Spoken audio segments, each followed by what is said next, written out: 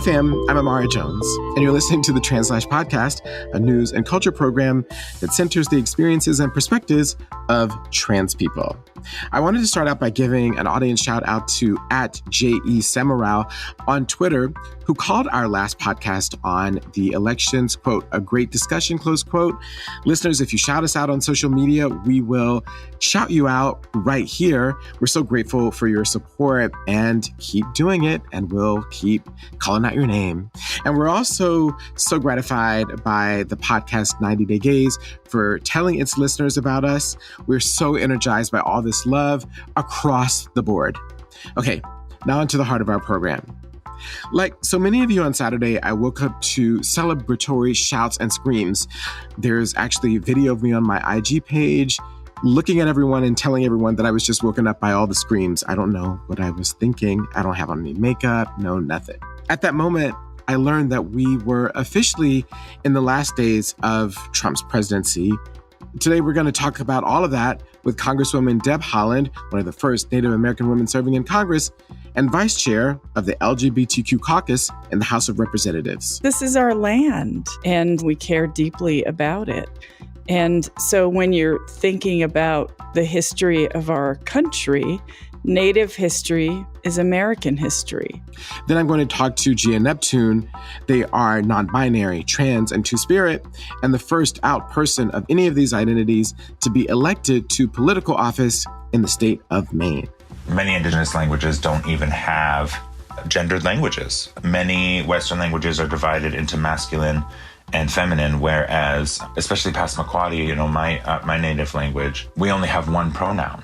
Before we get started, however, we just wanted to let you know that every year Translash makes a free holiday survival guide for trans people, and we're getting ready for that. And I'm telling you, because we want your submissions. You can send us visual art, poetry, fiction, nonfiction, or express yourself in any other way.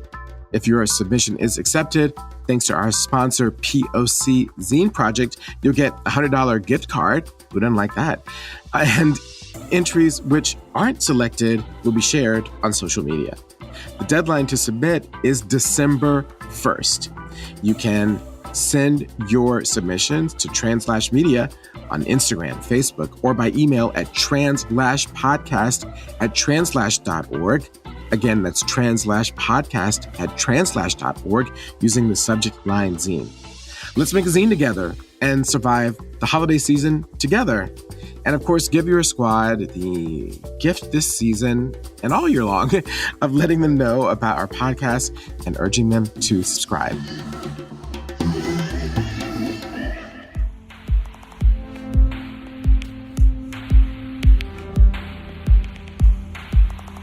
Usually we start out with a moment of trans joy, but Trans Day of Remembrance is next week on November 20th. It's a day to reflect on the epidemic of violence against trans women, especially Black trans women and other trans women of color. This year, at least 34 trans people, mostly Black and Latinx trans women, have been killed. That's the highest number that's ever been recorded in any year, and the year's not even over. In fact, the United States has more murders of trans women than any other country on the planet except Brazil and Mexico. And it has to stop. This wave of violence happens largely because people don't see us as human. They don't see us as having family or loved ones. They don't see us as having dreams or being worthy. But they're wrong. They're wrong about all of those things.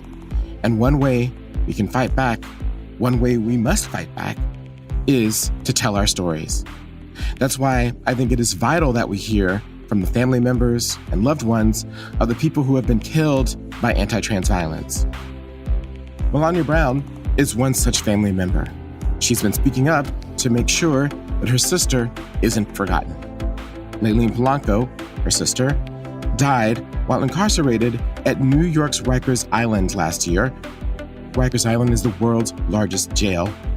She died there due to the negligence of the guards who saw her as disposable. Astoundingly, she was being held on just a $500 bail. But Layleen and all the trans people who have been killed are so much more than the grim headlines and stories we tell about their death. They had loved ones, and they lived.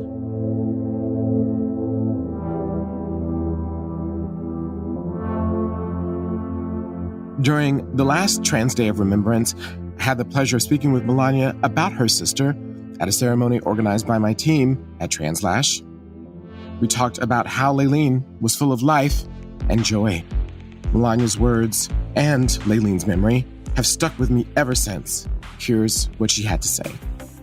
Yeah, so my sister, she started with animals. I mean, I'm talking about any kind. It could be anything. Something that she didn't even know what it was. My mom caught on. I mean, Layleen's room became a zoo, okay? She had birds in there with sticks on their feet. She would heal them, and then she would release them back to their home. It went from that till one day I come home from school, and now I see a human. And I'm like, oh, hey, and she's introducing me, and she's like, yeah, so we're gonna talk to Mom about, I'm like, about what? You know, she just needs somewhere to stay. And I'm like, okay, so now we telling the person, whoever it is, you know, this is what you gotta do. You gotta do this for my mom. If you go wash the dishes, she's gonna say, okay, you can stay. You gotta do something. So that's how, then it went from animals to that. My sister would bring in, you know, humans that were rejected from their own family. She would bring them in, they would stay with us for a few months until they get on their feet, and then they go. She did what she could. She was just a natural born healer. That's just who she was. She would give a person, a complete stranger, her last meal. That was my sister. And this earth needed more of her. Thank you, Melania, for continuing to share your love for Layleen and for fighting for trans lives. It is our duty to remember not how Layleen died, but how she lived. This is true for all of the trans people no longer with us, and it is our duty to commit ourselves to building a better world free of violence and hate, not only for the trans lives here right now, but for the trans lives yet to be.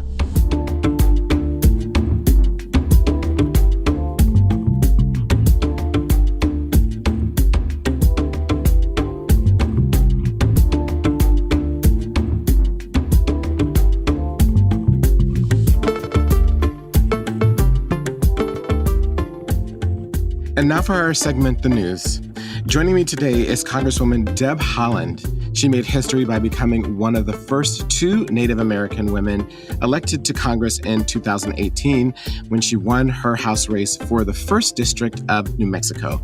I had the honor of interviewing her for the first time during that historic race. Since then, Congresswoman Haaland has been fighting for progressive legislation on climate change, gender equality, and human rights.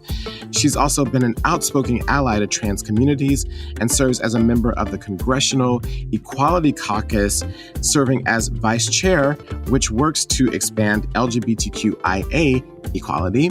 Congresswoman Haaland made headlines when she protested Trump's trans military ban by proudly displaying the trans flag outside her office, and she is a recipient of the National Center for Lesbian Rights Vanguard Award, which is given to allies who use their platform to advance LGBTQ plus rights. Congresswoman Haaland, thank you so much for joining us. It's always amazing to talk to you, and congratulations on your re-election. Thank you so much. And you know, I am thrilled to be here. So thank you for having me. I wanted to start out with the top of the line news as we make this recording, which is, of course, the win of Joe Biden, but Donald Trump's seeming slow walking or downright refusing to accept the result of that, not only continuing to maintain radio silence, but to file a series of lawsuits claiming fraud, getting cooperation in that from some of your colleagues in the House and the Senate and being boasted by that. We've had the head of the Justice Department's Elections Crimes Unit resign in resistance to not carrying out orders to investigate these supposed election crimes, which no one has been able to come up with. And so I'm just wondering, as a lawmaker, as a legislator, as a Democrat in Congress, what you think all of this means for the next 70 something days until January 20th. And what's top of mind for you in all of this continuing chaos? Well, of course, the Republicans are in denial, or they're just going along with the president because they want to continue to curry his favor. There's still 2 Senate elections that are going to happen in Georgia. And you notice that they called on the Secretary of State to resign. And I think that, look, they can't be in denial forever. January 21st, President Trump, he will not have power any longer. He won't be the president. And so the only thing I worry about is making sure that they're cooperating with Joe Biden on the transition. And you notice that Joe Biden wasn't even the president-elect for 24 hours before he started working on his coronavirus task force. And they already met yesterday. So he's moving ahead with his plans, as he should. Eventually, they're not going to be able to carry on this charade for very much longer. I feel like President Trump still wants to raise money because there are folks who are on his email list, just, because. And they're money emails. He's continuing to send his emails out. He's still trying to raise money. It's a futile attempt, and I just think it's shameful that more Republicans haven't come out to acknowledge not only the value that everyone put into these elections, because a lot of folks, they worked very hard to count ballots and did everything in the right way. But this is a bedrock of our democracy, our elections, and it's really shameful. And then, of course, I don't understand how all of the Trump votes could be wrong, but yet the Republican votes aren't. Yeah, it's so odd. Keep counting in the places where I'm closing the gap and stop counting in the places where the gap's growing. Exactly. It's so childish in so many ways. One of the things that happens in this time of the year, starting in Columbus Day, moving through Thanksgiving, is suddenly for those 6 weeks, America likes to rediscover Native people and Indigenous people across the United States. But it's always done so in a way that is so, I think, reductive and stereotypical, and is meant to basically assuage white guilt and this idea that Native Americans helped us get to this point, and there's no conversation around all of the terrible things that happen, and no conversation around the incredible culture that was here before white people landed. And one of the things that you did in your speech before the Democratic Convention, the virtual convention, was that you totally upended that narrative in a way that placed Native learning and intelligence and example as something that Americans need to follow, grounded in your experience as a 35th generation New Mexican. And this idea of taking people who are marginalized and asserting and showing the way in which we all are, marginalized people, much larger, a part of this project, this story, I think is really a powerful one. So I'm just wondering if you can talk about that. I'm wondering if you've ever thought about it in the way that I phrased it, and this overall link between how we talk about Native people and the history of Native people in this country and the United States. Right. Well, as you were talking, I was thinking, people don't have to wait till Thanksgiving every year. They probably work with Native Americans at their jobs. They probably, their classmates. They might even be their elected public officials. Mm-hmm. And they can learn to think about it all year round. It's sort of like, oh, it's Mother's Day. Well, it could be Mother's Day every day, right? You don't have to wait until the day to acknowledge somebody. And so, yes, Native Americans have been here since time immemorial, which is why I like to say sometimes I'm a 35th generation New Mexican. My ancestors migrated to this area of the Southwest, the Rio Grande Valley, in the late 1200s. So when I say that, it stops people in their tracks, right? Like they start, wow, 35 generations, how long ago was that? People, they often don't realize that they're on native land. And I think that, during this election, Indian country rose up and they voted.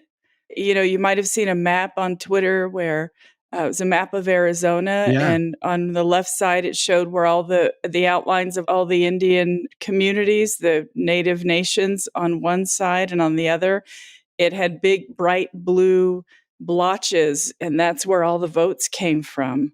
And so Indian country played a very large role. Even though we're not the highest population in this country, we helped put Joe Biden over the top in some areas.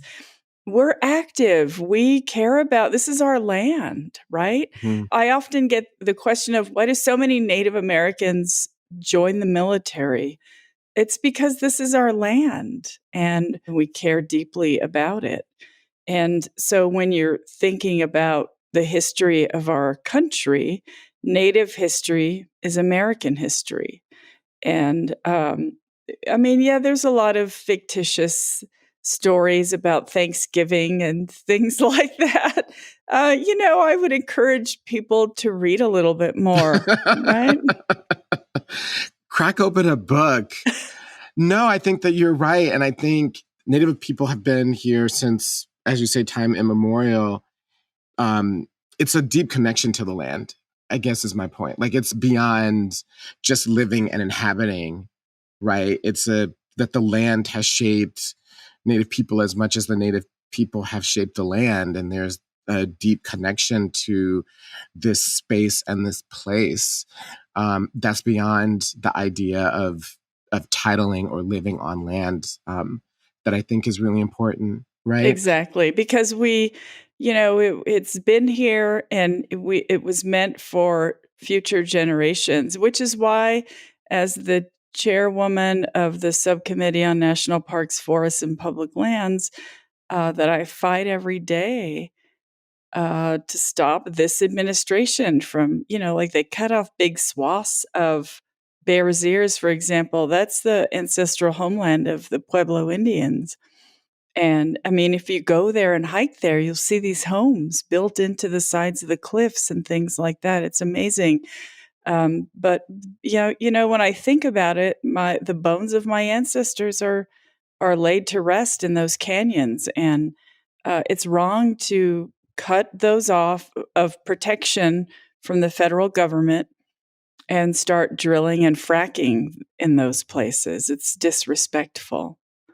And I'm hoping to help people to think about it that way. You can't separate us from the land, even though we're not on those lands anymore, because as you know, we, you can look at little dots on the map where Indian country is now, because we weren't at the table when the United States was drawing the exterior boundaries of our tribal nation. So, but even still, places like Bears Ears, Chaco Canyon, Grand Staircase Escalante, and so many other, I say those because I'm from the Southwest, but there are tribes across the country who have sacred land. Standing Rock, the Standing Rock tribe, and their sacred lake, their water that they were protecting. We still have an obligation to protect our lands, regardless of whether they're within our exterior boundaries or not. So, yeah, that's exactly right. And I mean, as I say, particularly Western civilization is one of the only traditions that burns down the house that it lives in. So it's oh my goodness, it's so deeply insane and pathological. One of the things that I'm curious about, speaking of something that's not insane and pathological, is I'm wondering how your understanding and connection to your identity as a Native person helps to shape your allyship for trans people and your understanding of gender overall. I ask that because later in this episode, we're going to be talking to Geo Neptune, who is the first Native Two-Spirit non-binary person elected to political office in Maine on a school board there. And one of the things that they talk about is the way in which, for them, being two-spirit means these varying levels of gender, that it's not just about the body, that it's about the spirit, that it's also about connection to ancestors, that it's also about the way in which you have a role in ceremony. It's also the way in which you might express your sexual orientation, that all those two things together is something totally different. And that how those varying levels of understanding helps them think about things in a very different way, including education. Mm-hmm. And so it's so clear that you fight for trans people, that you have an expansive understanding of gender and gender identity. And I'm wondering if that's at all informed by your life and history as a Native person, or if it's driven by things that aren't that. I don't know. Well, I mean, on a fundamental level, as a Native woman, a Pueblo woman, we accept our family members as they are. We don't put stipulations on who they should be or how they should act or what they should think. They're our family and we love them. Pueblo culture is such that we live as a community. We're not just individuals taking up space in our own, circles. If one person ate, everybody ate. If one person worked, everybody worked. It wasn't ever, you don't go around sort of feeling like you're in this world by yourself. We live as a community. And we accept people the way they are. It's not up to me to put my ideas on anyone. And quite frankly, my ideas are come as you are because you're a child of the Creator. The Creator makes us, right? We don't make ourselves. We are who we are.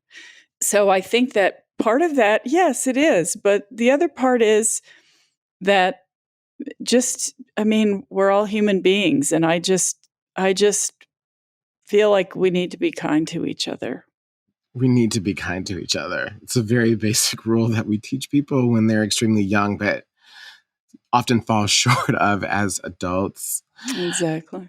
On this idea of values and connection to land and spirits and being children of the Creator, I'm wondering at the end of the next 4 years, right? Hopefully it will be 2 more terms for you, but at the end of 4 years, when you look back, what do you hope is fundamentally different for the things that you care about as a result of a Biden administration? What do you hope is different for trans people on the issues of gender identity, on the issue of the environment and climate change, and which you care about so deeply, on gender, on the whole bag of things that are a part of the reasons why you ran for Congress and have gotten now reelected?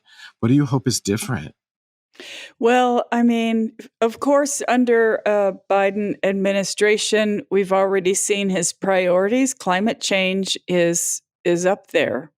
Climate change is one of his priorities. So my hope is that we have a full-fledged acceptance of science in our country, because there's still a lot of people, and I would say smart people, who are denying climate change for political reasons.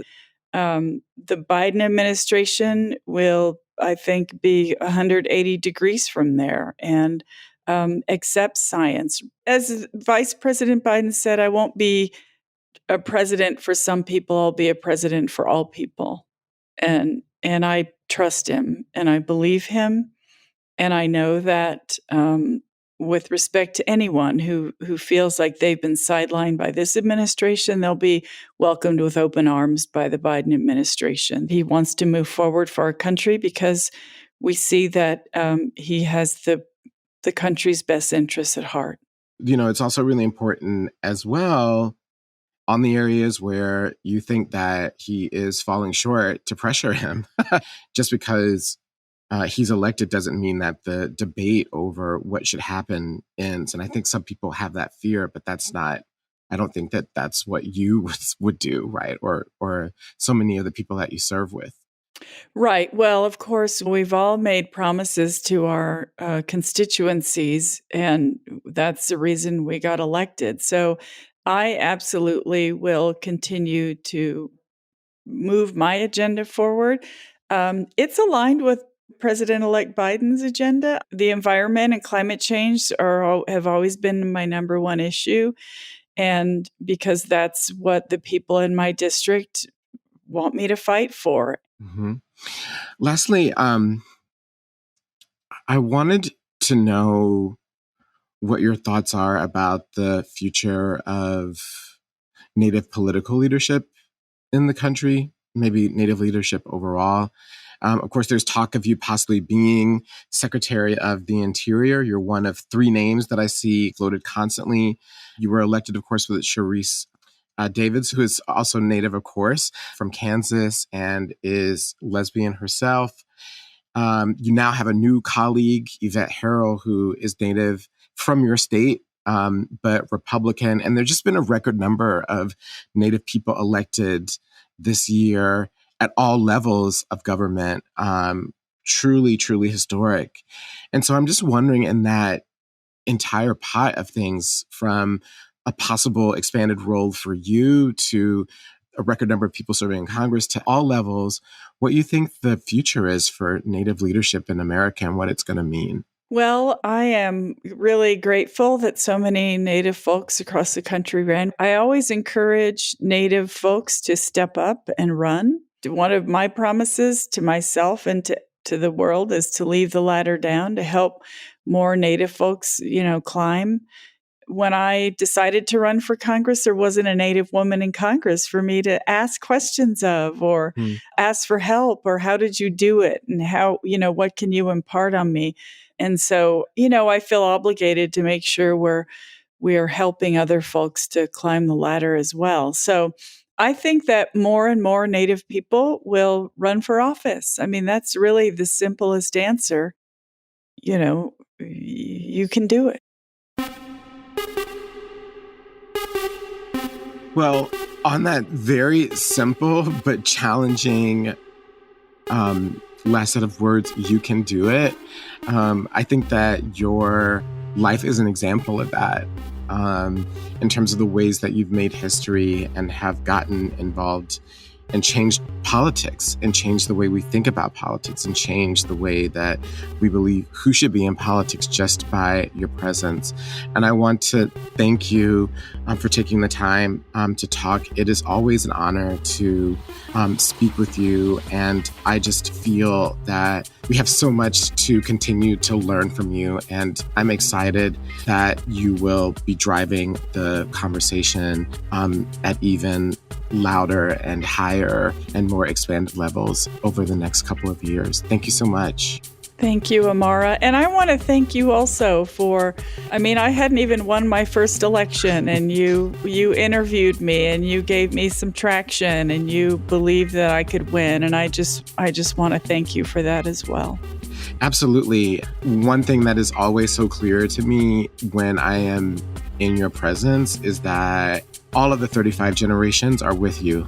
And it is always inspiring to see. And I'm excited to see what's going to continue to happen, because it's still just the beginning. Thank you so much.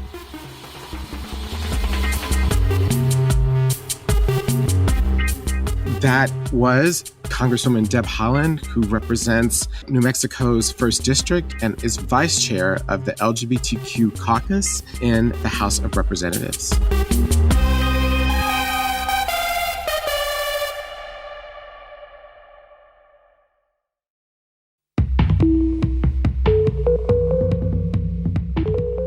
And now it's time for Transform, the part of our show where we elevate changemakers in our community who are innovating and creating the future for all of us.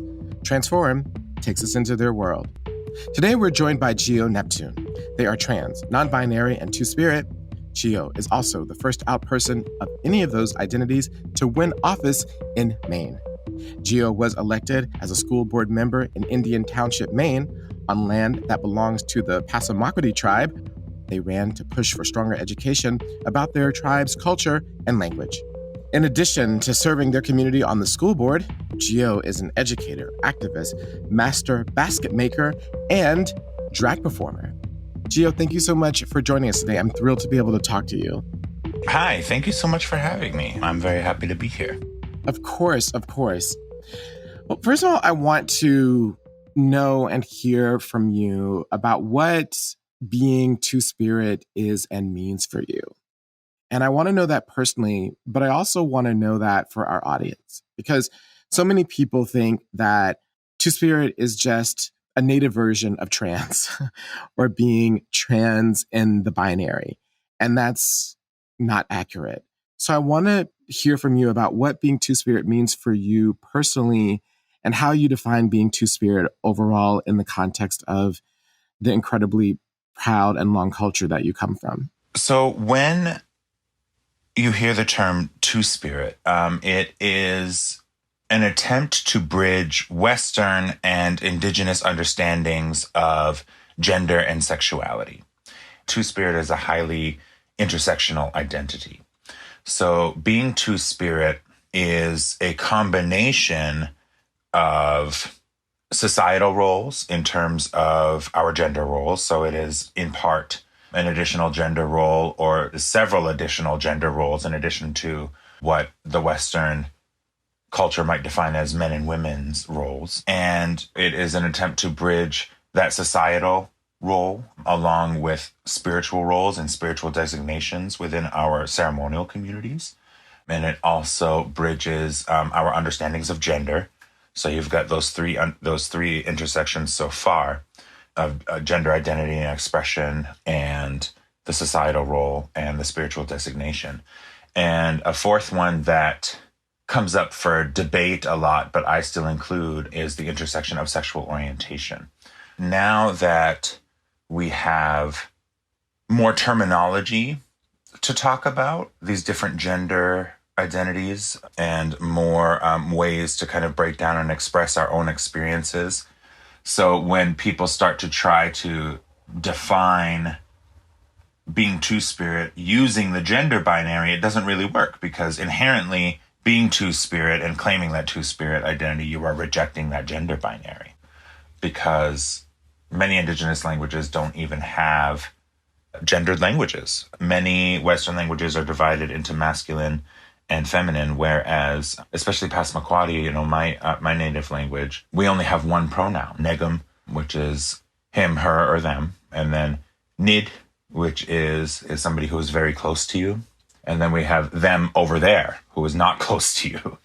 So when you try to use English, you get those problems because we, as Indigenous people, do not exist within a binary world.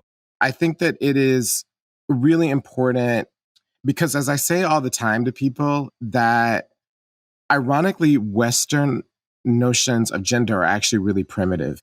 That when you experience gender outside of a Western context, in this context, Native, but in African or in traditional Asian or South Asian cultures, the notions of gender are highly sophisticated. And so we are trying to talk, as you say, about these things in two totally different ways. And the reason why you need to have the fulsome answer that you gave and the complex answer that you gave is because the ideas are highly sophisticated.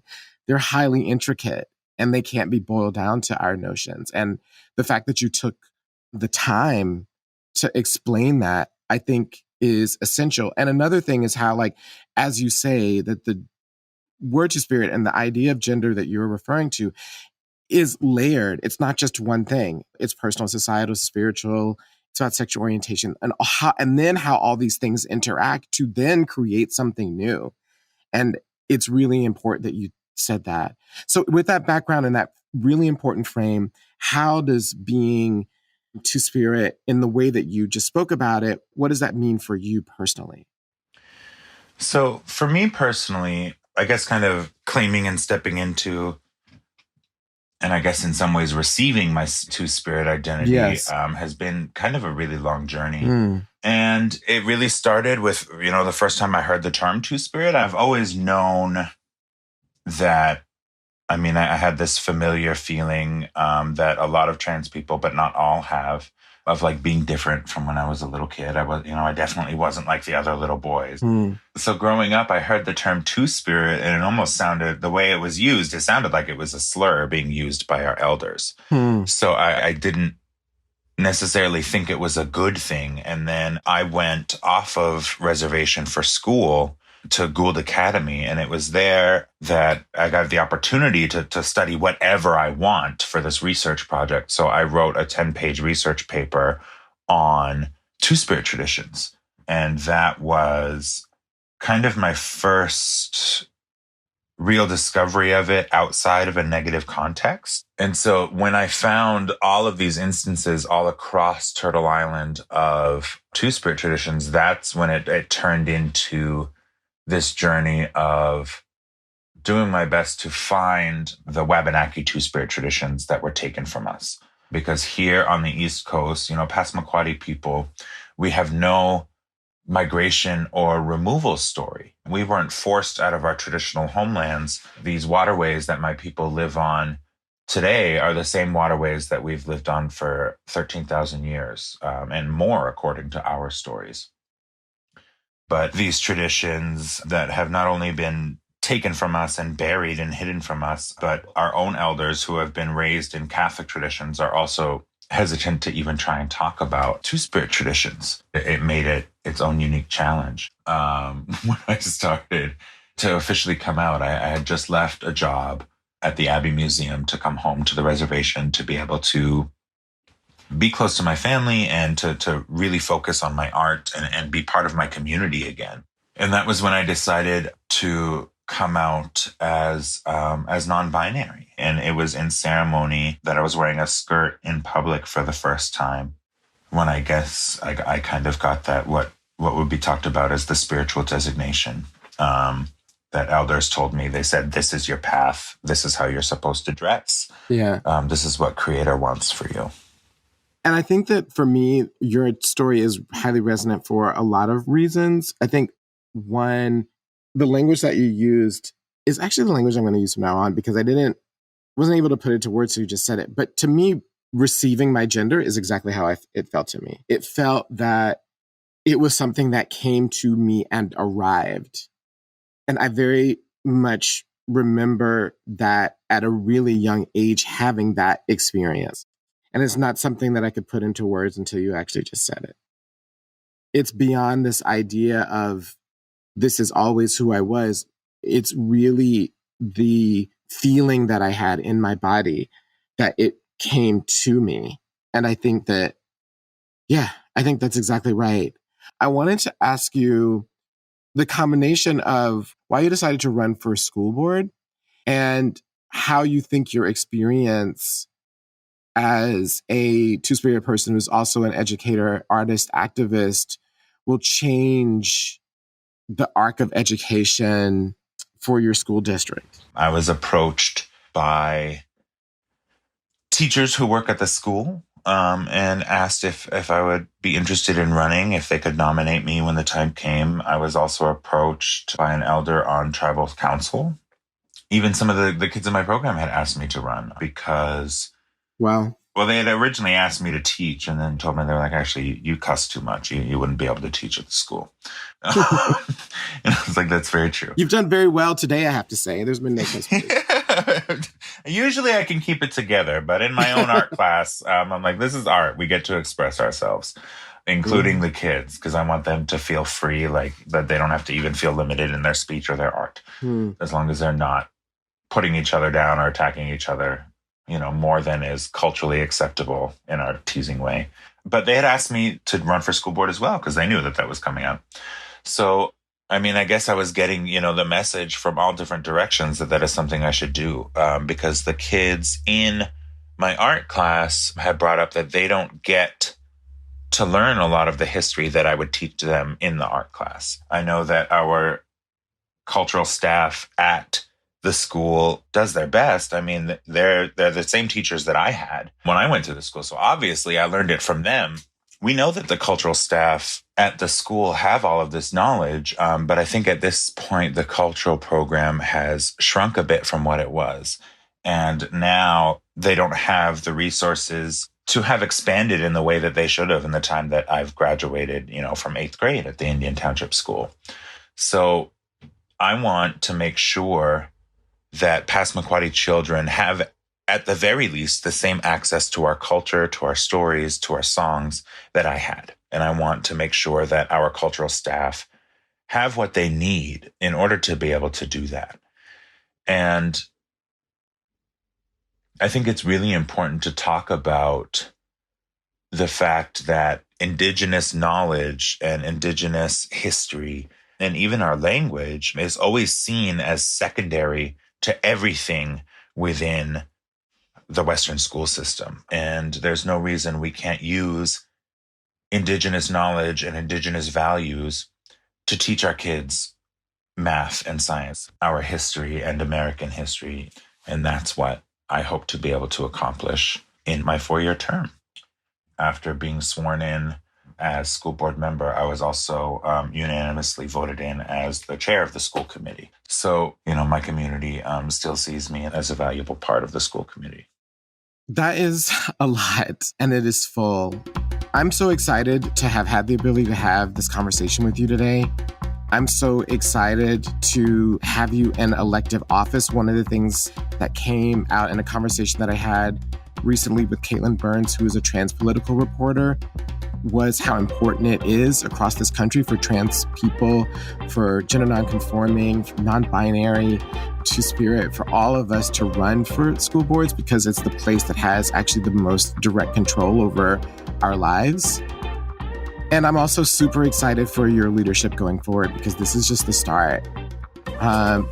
There's so many more things that you will continue to receive from the Creator as you move forward. And I can't wait to witness it and to see where the combination of all the skills that you have, how that's going to lead us to new ways of seeing things and new ways of being. And I just want to thank you for taking the time to talk to me today. I just really value this conversation. Well, thank you so much for having me. I appreciate, the opportunity to bring some light on Passamaquoddy people. Thank you. That was Gia Neptune, the first out Two-Spirit trans, non-binary person to hold elective office in Maine.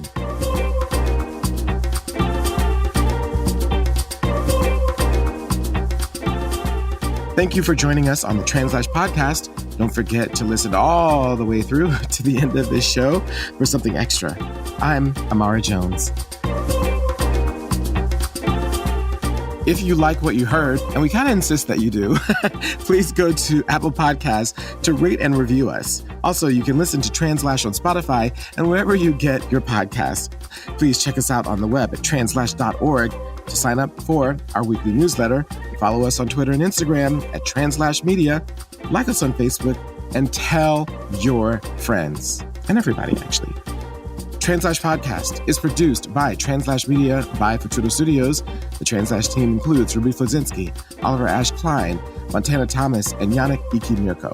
And the Futuro Studios team includes Nicole Rothwell, Jess Alvarenga, Stephanie LeBeau, Leah Shaw, Julia Caruso, and Sophie Davis. Our digital strategy is handled by Daniela Capistrano with support from Sean Watkins. The music you heard was composed by Ben Draghi and also courtesy of ZZK Records. All right, Translash fam, here is what I am looking forward to. In addition to the Trans Day of Remembrance episode that we're going to have of Lives at Stake, which is a monthly program that I do with WNYC. If you go to Translash's pages, any of them, you'll be able to figure out how to watch that Trans Day of Remembrance episode. I'm also really looking forward to preparing for Thanksgiving. I have not given up hope on Thanksgiving. The weather here in NYC where I am is holding. We're having these 70-degree days continued. And if it looks like there's going to be that forecast on Thanksgiving, what I'm going to do is to cook a small meal and have roughly 5 or 6 people over to my place. Luckily, I have access to some outdoor space, and so we'll just eat outdoors if the weather holds. And I love cooking. I normally feast down. I normally cook for 3 days, believe it or not, for Christmas and Thanksgiving. But this year will be a scaled down affair, just given the state of the world. This is not a time to be doing too much and to be doing extra. We'll be thankful for whatever food we have. We'll be thankful for how many people we can get around the table and that they're still all here. I haven't given up hope on it. And I'll be posting pictures of it on Instagram. If you guys are interested, you can see what I'm doing and how I'm doing. And here's to whatever Thanksgiving we can put together this year.